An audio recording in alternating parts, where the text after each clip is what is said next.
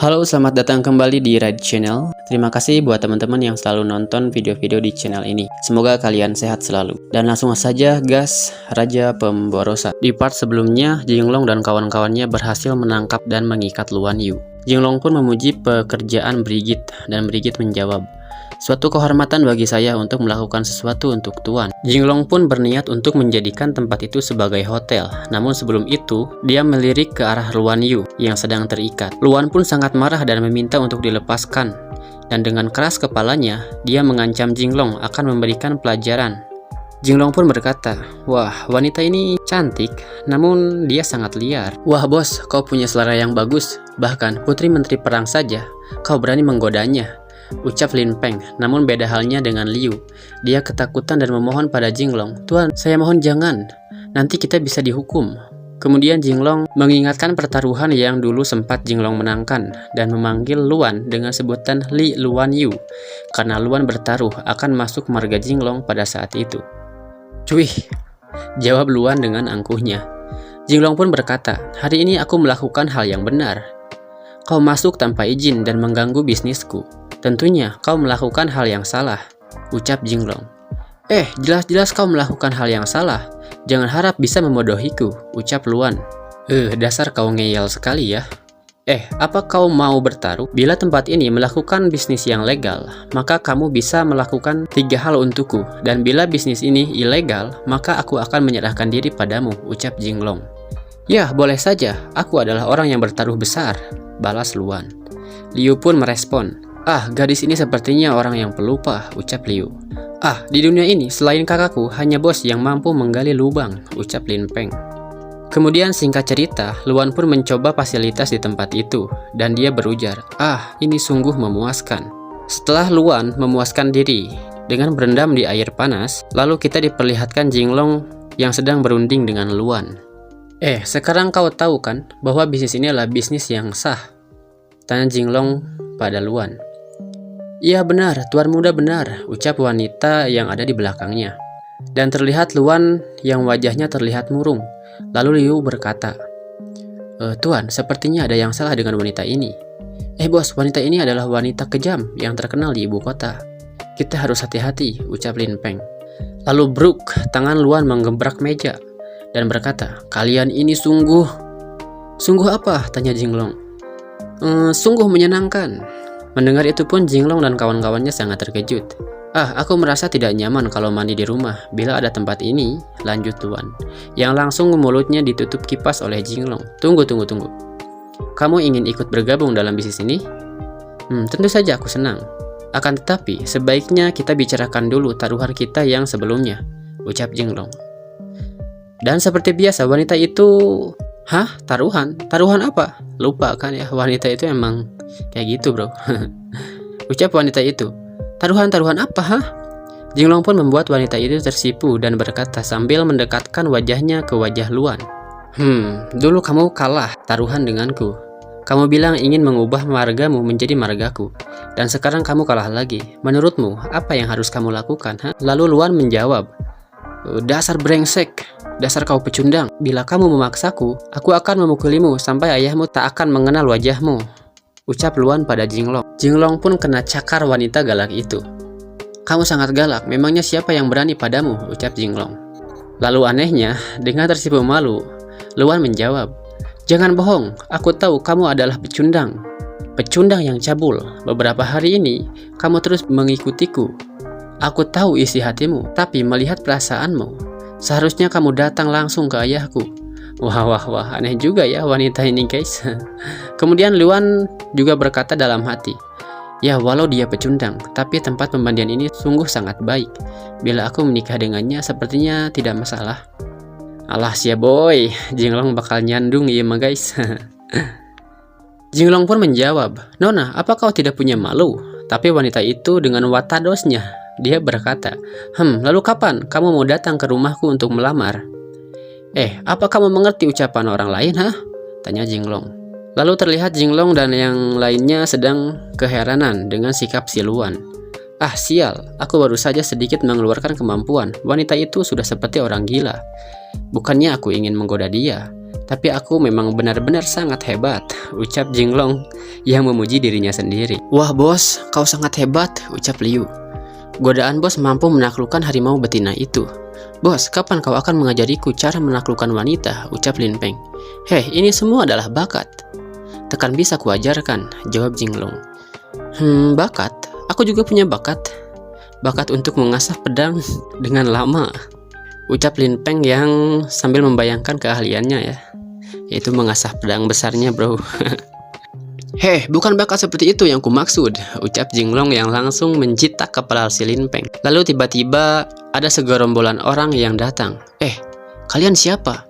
Tanya Jinglong. Apakah tuan putra dari Cao Gogong yang bernama Li Jinglong? Kami membawa perintah dari cucu kaisar untuk membawa Anda ke rumah beliau, ucap para kerocok-kerocok pemerintahan itu. Lin Peng dan Liu pun terkejut. Waduh, Yun Wen kenapa begitu cepat ingin bertemu denganku? Ujar Jinglong dalam hati. Lalu kemudian kita diperlihatkan sebuah bangunan mewah yang terlihat banyak pelayan dan penjaga di tempat itu, yang ternyata itu adalah rumah Yun Wen. Jinglong pun bertanya-tanya, orang besar seperti dia memanggilku. Untuk apa dia memanggilku ke sini? Gumam Jinglong dalam hatinya. Lalu terlihat sebuah ruangan yang di dalamnya ada cucu kaisar, yaitu Zhou Yunwen. Saya menghadap cucu kaisar, ucap Jinglong. Sepertinya kau tidak menganggap serius masalahku, ucap Yunwen. Memangnya masalah apa yang kuperbuat? Gumam Jinglong dalam hati. Bisnismu baru-baru ini sangat terkenal di ibu kota. Tapi mengenai ulang tahun kakekku, tidak ada kabar sama sekali. Bila begitu, masalah pernikahan itu aku juga tidak dapat membantu. Aku tidak peduli, ucap Yunwen. Cucu kaisar, sebenarnya semua yang aku lakukan adalah demi mempersiapkan ulang tahun kaisar. Yang mulia tidak usah khawatir, ulang tahun kaisar pasti akan membuka mata semua orang, ucap Jinglong. Hahaha, aku hanya bercanda saudaraku. Aku tahu kau sangat bisa diandalkan. Kau tidak perlu sungkan, ucap Yunwen. Tentu saja. Bila itu menguntungkan keluarga raja, pasti bicara tentang perasaan, gumam Jinglong dalam hatinya. Tapi walau kita saudara dekat, tetap harus ada perhitungan, lanjut Yunwen pada Jinglong. Mengapa begitu cepat berubah sikapnya? Kaget Jinglong. Sebenarnya orang yang mencarimu bukan aku.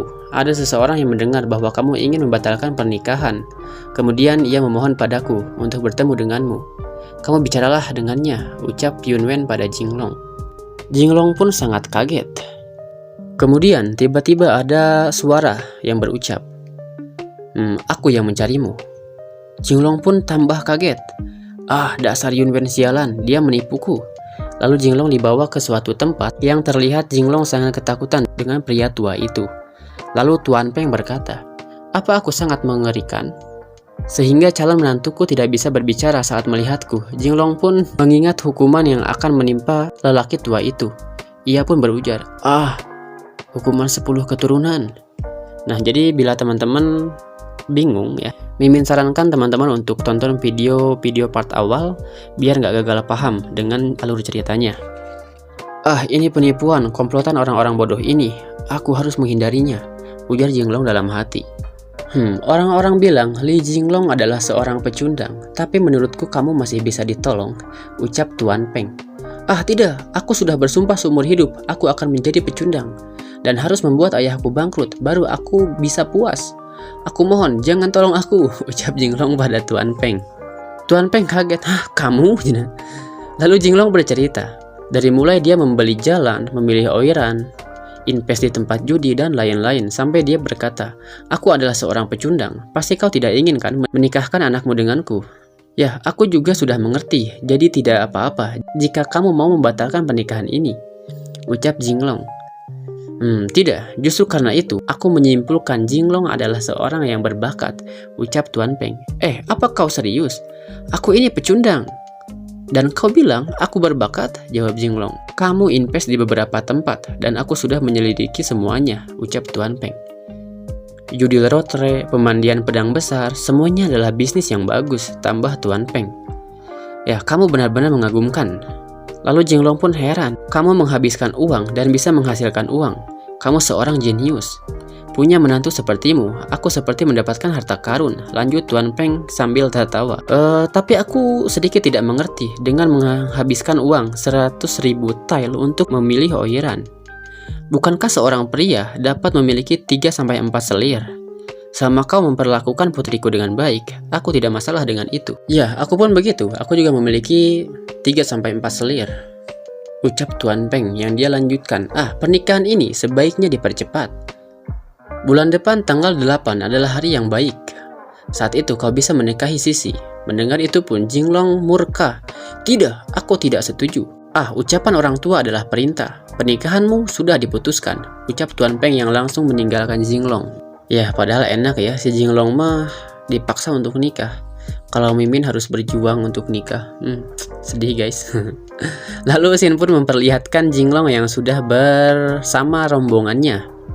Bos, orang tua Peng itu sangat menyebalkan. Aku akan membalaskannya untukmu, ucap Lin Peng. Tuan muda, apa tidak sebaiknya kita berdiskusi dulu dengan Tuan besar, ucap Liu. Lalu terlihat Jinglong yang terdiam membatu karena kebingungan. Bos, Tuan muda, apa kau tidak apa-apa? Ucap Liu dan Lin Peng. Lalu kemudian terlihat ada rombongan berkuda yang membawa bendera bertuliskan Yan. Siapa itu? Megah sekali, gumam orang-orang yang ada di tempat itu. Jika melihat spanduknya, itu pasti Raja Yan dari Peking. Jinglong pun terkejut. Raja Yan judi? Di dalam sejarah diceritakan setelah Yun Wen naik tahta, dia dan Peng Xiaoru dan yang lainnya melaksanakan pembasmian untuk menyingkirkan paman raja dan memusatkan kekuasaan, kemudian membangkitkan pemberontakan yang dikenal sebagai Jingnan. Raja Yan menyerang kota dan meraih kemenangan. Masa depan Raja Yan sangat terang benderang. Bila bisa berada di sisinya, itu akan sangat menguntungkan, gumam Jinglong dalam hatinya.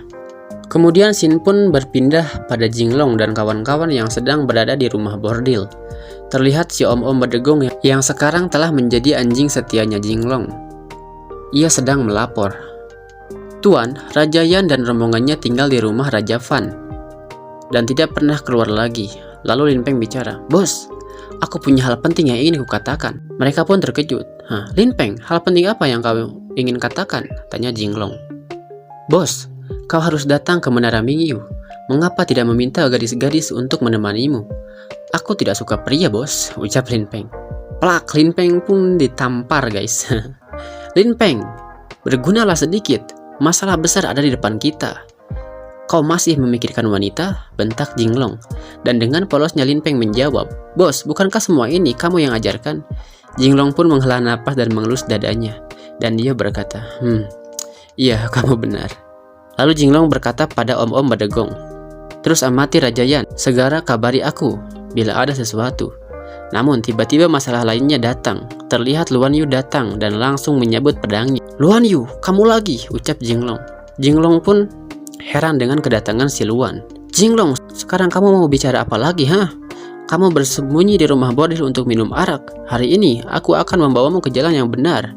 Aku akan memotong alat kejantananmu, ucap Luan. Apa kamu gila? Aku berada di rumah bordil, lalu apa urusannya denganmu? Teriak Jinglong sembari memegangi alat tempurnya, guys. Memang bukan urusanku, tapi aku tidak suka, ucap Luan yang sambil mengayunkan pedangnya ke arah Jinglong. Lalu Jinglong pun menghindar, untung hanya mengenai rambutnya saja, guys. Si om-om Bedegong itu pun terkejut. Jinglong pun lari. Dasar gadis gila, ucap Jinglong yang sambil berlari. Aku tidak peduli, kamu harus menikahiku, kamu harus bertanggung jawab, teriak Luan pada Jinglong.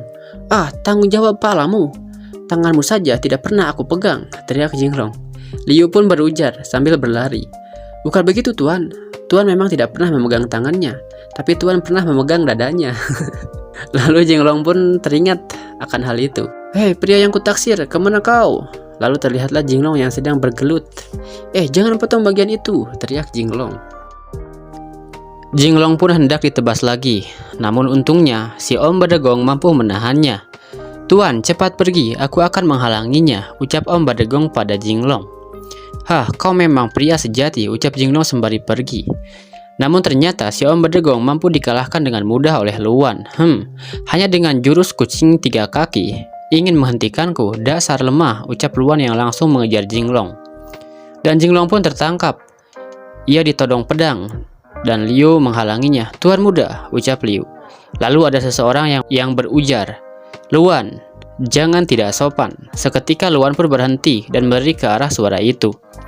Judi, Rajayan judi? Dari dinasti Ming? Lalu karena kaget, Luan melepaskan pedangnya dan hampir memotong alat tempur si Jinglong, guys. Jinglong pun sangat terkejut. Kemudian Luan berkata, Rajayan? Bila kau tahu beliau adalah Rajayan, mengapa kau berani kurang ajar? Ucap para kroco-kroco yang ada di belakang Rajayan. Astaga, kalau melihat Rajayan dia langsung sujud, tapi melihatku, dia langsung ingin membunuhku. Dasar, tidak punya perasaan, ucap Jinglong. Diam! Diam kalian!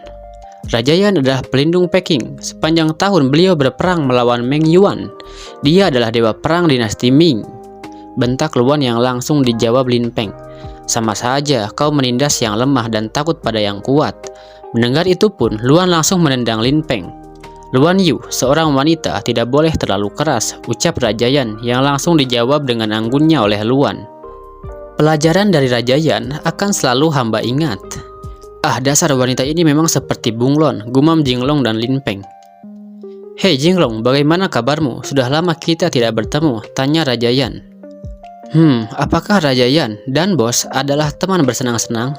Tanya Lin Peng.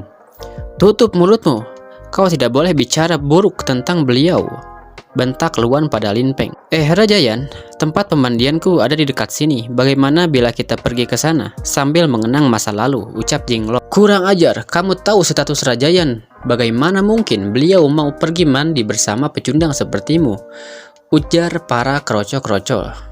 Rajayan memiliki status yang sangat tinggi, tidak mungkin beliau pergi bersamamu. Ke pedang besar, saut Luan. Namun singkat cerita, Jinglong dan Rajayan pun diperlihatkan sudah berendam di air panas.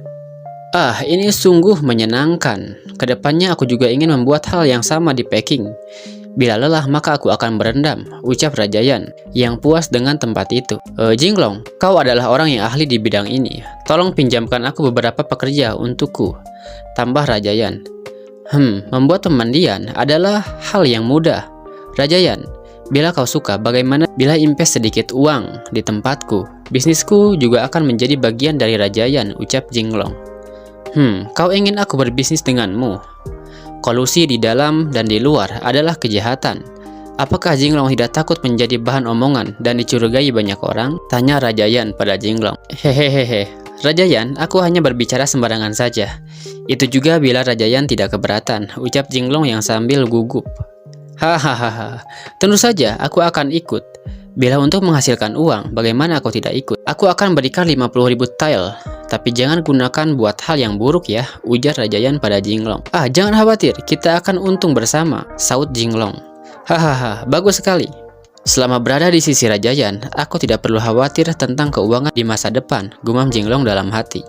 Bosku menghabiskan 100.000 tile, sedangkan seorang raja hanya mengeluarkan 50.000. Pelit sekali, ejek Lin Peng yang langsung ditutup mulutnya oleh Jinglong. Diam! Lalu ada yang melempar pedang ke arah Lin Peng yang membuat Lin Peng sangat terkejut. Sudah cukup, Jinglong sekarang adalah dewa kekayaanku, ucap Rajayan. Tapi, bocah ini tidak ada hubungannya denganku, lanjut Rajayan yang langsung direspon anak buahnya yang mendorongkan pedang pada Lin Peng. Bos, lindungi aku, ucap Lin Peng sambil mengayun-ngayunkan tangannya dan tidak sengaja dia menyentuh otongnya si Jinglong. Minggir, siapa suruh kau berbicara sembarangan, ucap Jinglong. Tanganmu, jangan pegang sembarangan. Lalu buk, Lin Peng pun malah kena hajar oleh Jinglong, guys.